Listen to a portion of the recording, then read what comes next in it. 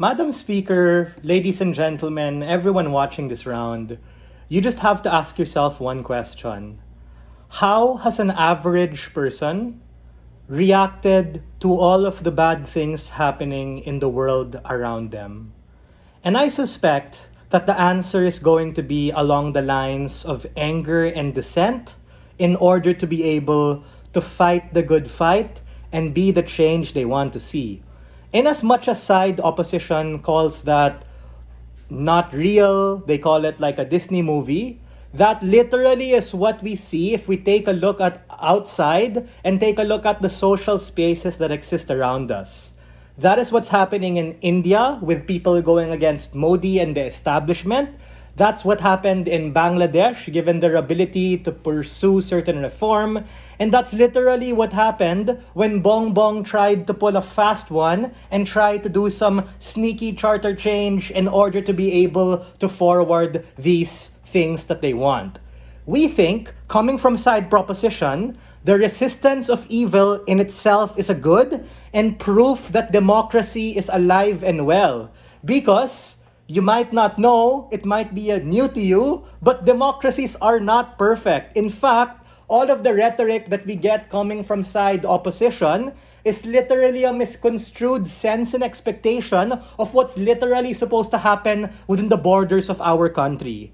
Time and time again, coming from the top of my speech, our team has forwarded to you a very consistent push and case line in terms of how these average people are likely to respond. Side opposition tries to move the goalpost farther and farther. They say, you're talking about the Philippines only. But you won't be able to succeed. We think that despite us not succeeding, just taking a look at how people are likely to react, all of these social justice people online fighting the good fight, leads to people taking action. It leads to the youth who are going to be the voting bloc, as what Brent and Matthew talked about, underpin our case as a predicts motion, being quite vital. And if you ask these average people, they're willing to be able to even go into government. They're willing to be able to vote. So if their side says, bro, no, people are apathetic, we don't think it's apathetic, right? I think apathetic is with respect to how you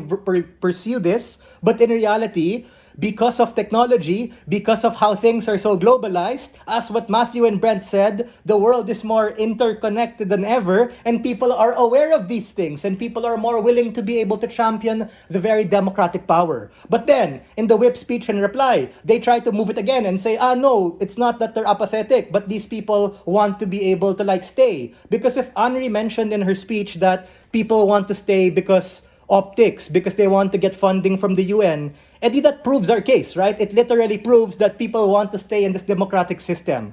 I agree with you, side opposition. Philippines, developing nations, democracy, kinda ass, not necessarily working. But the knee-jerk reaction of people is not to capitulate. Like, for real, are people saying, down to the Philippines, down to democracy, let's burn it down, let's transition to some sort of Marxist, socialist, authoritarian regime? No, they know who to blame. They know that they need to be more responsible. They need to know that these people who they put in power before are the people who we need to be able to hold accountable. And as what I said from the top of my speech, our case is not outcome dependent on things getting better. The fact that people are resisting, the fact that people are angry, in itself fuels democracy both as procedural and substantive, as something that is going to be here over the next decade. And precisely because these people want something else to happen, they're willing to be able to take a government position, run for office, and be the change they want to see in these societies. And for all of these reasons, we proudly stand on side proposition. Thank you.